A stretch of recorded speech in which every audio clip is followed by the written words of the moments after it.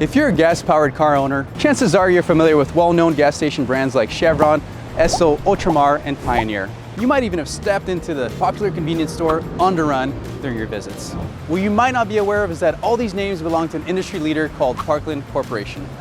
Founded in Canada, Parkland Corporation is a prominent international marketer of fuel and petroleum products and a leader in gas station convenience stores. With a strong presence in Canada, the US, the Caribbean, as well as Central America and Asia Pacific region, Parkland has established itself as an industry leader in the competitive energy market. To power journeys and energize communities, that is Parkland's stated purpose. Let's find out how they're achieving this mission. And joining me today to discuss Parkland Corporation's unique portfolio of operations, recent growth areas, and future plans is Canaccord Genuity's Head of Canadian Research, Dley. Derek, thank you so much for joining us today, and let's dive right into it. Who is Parkland's primary competitor, and what sets Parkland apart from them?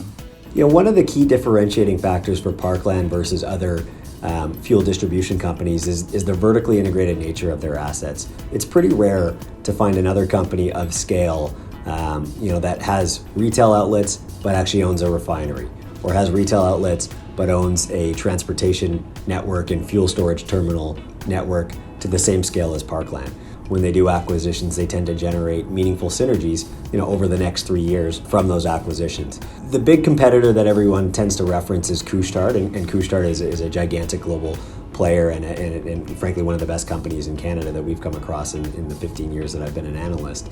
But Couche-Tard is a little bit different. They tend to focus almost solely on the retail side of things. So Parkland's able to go into some of the areas which are a little less pronounced and a little less sort of obvious to retail customers, where a consolidation platform still makes a ton of sense, and they're able to acquire these assets typically on an exclusive basis. They rarely go into an auction process, which tends to lead to lower transaction multiples for Parkland.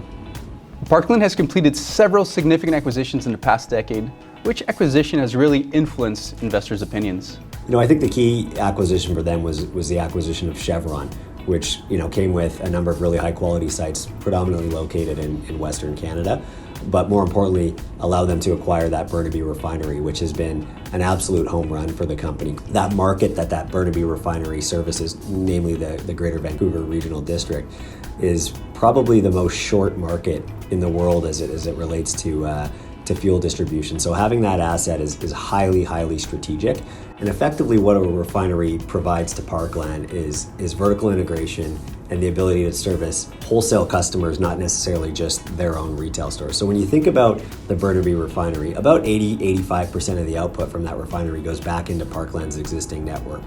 And by being able to be vertically integrated, that increases the margin on the retail side, which tends to be the highest multiple portion of Parkland's business.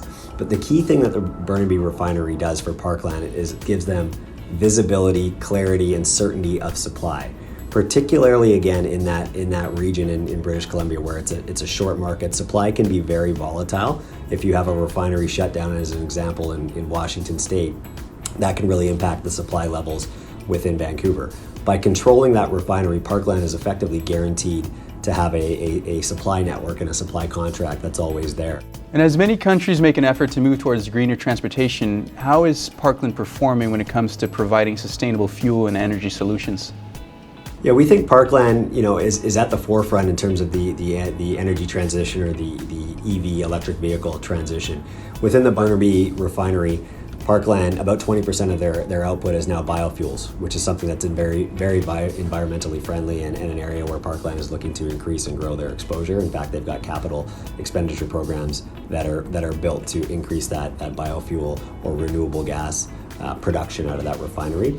And then secondly, something that touches a little bit closer home to consumers is a charging network. So Parkland actually has the biggest charging network in Western Canada of any company, and that's where you would go and charge your electric vehicle.